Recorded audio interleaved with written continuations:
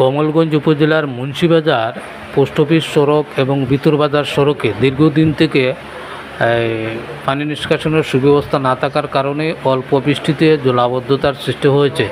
স্থানীয় ব্যবসায়ীরা বছরের পর বছর দাবি জানিয়ে আসছেন যে স্থায়ীভাবে যেন পানি নিষ্কাশনের সুব্যবস্থা করে দেওয়া হয়।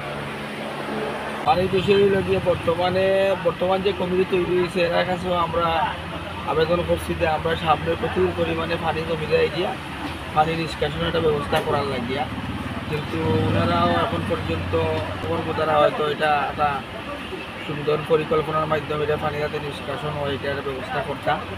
আগের যে কমিটি আসছিল, পূর্বের যে কমিটি আছে এরা কাছেও আমরা আবেদন করছি, কিন্তু হয়েছে না। ওনারা বলতেছেন যে ওনার নিচে যে পানি দেওয়া যে রাস্তাটা ওই রাস্তাটা বন্ধ আছে, যার কারণে এই সমস্যার সৃষ্টি হয়েছে। এবং এই বর্তমান কমিটি যারা এরাও কইতে তারা একই কথা।